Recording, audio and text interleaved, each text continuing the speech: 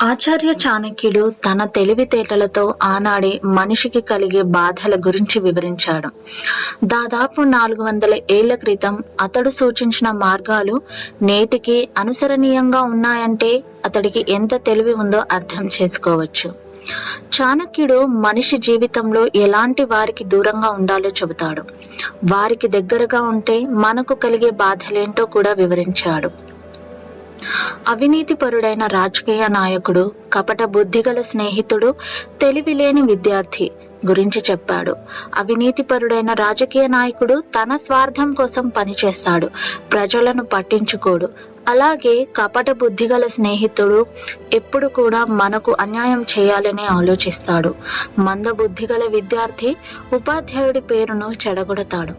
ఇలా ఈ ముగ్గురికి దూరంగా ఉండటమే శ్రేయస్కరం అని చెబుతాడు. చెడు ఉద్దేశాలు కలిగిన వ్యక్తితో కూడా మనం స్నేహం చేయడం మంచిది కాదు. పాముకు కూరల్లో, తేలుకు కొండిలో విషం ఉంటుందని తెలుసు, కానీ దురుద్దేశాలు కలిగిన వ్యక్తికి ఒళ్ళంతా విషమే. అలాంటప్పుడు అతడికి దూరంగా ఉంటేనే మనకు కష్టాలు రావు. మనం ఉండే చోటులో గౌరవం, ఉపాధి, చట్టాలు లేని ప్రాంతంలో మనం ఉండటం సురక్షితం కాదని చెబుతాడు. అవివేకితో మనం ఎంత చెప్పినా వ్యర్థమే. అతడు మారడు, మనల్ని ఇబ్బంది పెడుతుంటాడు. అందుకే అలాంటి వారికి కూడా మనం దూరంగా ఉండటమే మంచిది.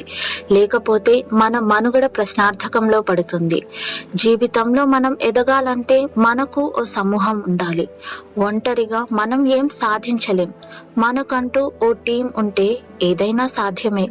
అంతేకాని ఒంటరిగా ఏదో సాధిస్తానని అనుకుంటే పప్పులో కాలేసినట్లే. అందుకే మనల్ని నమ్మిన వారిని మనం ఎప్పుడూ కూడా దూరం చేసుకోవద్దు.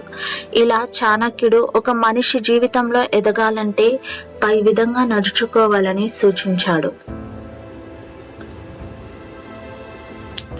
ఫ్రెండ్స్, గమ్యం వైపు వెళ్లే దారిలో ఎన్నో కుక్కలు మనల్ని చూసి మొరగవచ్చు.